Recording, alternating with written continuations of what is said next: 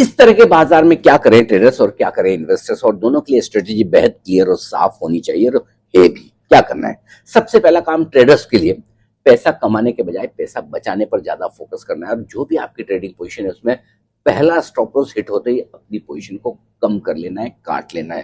क्योंकि अगर पहले या दूसरे स्टॉप लॉस पे आपने पोजीशन नहीं काटी तो फिर जब आप पोजीशन काटते हैं तभी मार्केट बॉटम बनाता है और उसके बाद और ज्यादा तकलीफ होती है, नुकसान भी ज्यादा, दर्द भी ज्यादा। दूसरी बात यह है कि इंट्राडे और ओवरनाइट दोनों पोजीशंस आपको मिनिमम रखनी, जितनी कम रखेंगे उतनी बढ़िया। जल्दी और ज्यादा पैसा बनाने के लालच में इंट्राडे में पोजीशन ना लें, बड़ी ना लें, और नई पोजीशन लें तो बहुत सोच समझ कर लें। ओवरनाइट पोजीशन तो और भी ज्यादा रिस्की है, एकदम दोनों तरफ लेने और बेचने दोनों के मामले में कभी भी gap up gap down opening हो ही सकती है।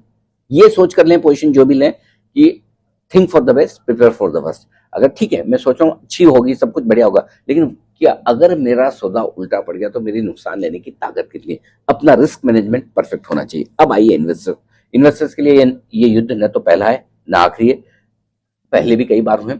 अपने पोर्टफोलियो को चेक कर लें, क्वालिटी चेक करें। अगर आपके पास शेयर ठीक ठाक है, शांति से बैठें, बार बार रोज रोज पोर्टफोलियो को निकाल कर देखें ना, शेयरों को देखें ना, क्या हो गया, कितना हो गया, क्या नहीं हो गया।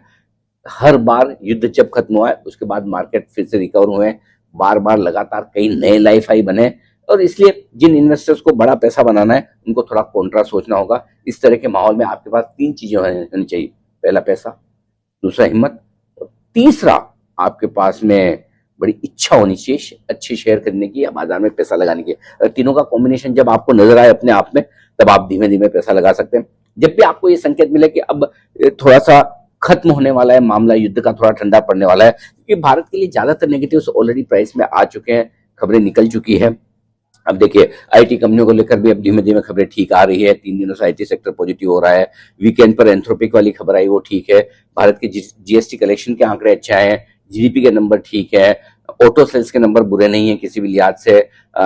एक कच्चा तेल छोड़ दीजिए जो इस युद्ध की वजह से हमारे लिए नेगेटिव बनता है सबसे ज्यादा, अगर वो भी ज्यादा ना बढ़े तो फिर बड़ी चिंता की बात नहीं। तो ऐसे में इन्वेस्टर्स शांति से अपने पोर्टफोलियो को बनाए रखें, मौका देकर धीमे धीमे जब भी गिरावट में आगे चांस मिले। हमारी उम्मीद यह है मार्च के बाद हम उम्मीद करते हैं कि मार्केट स्टेबल होकर धीमे धीमे रफ्तार पकड़ने की कोशिश करेंगे, मजबूत होने की कोशिश करेंगे। उस समय का इंतजार करें।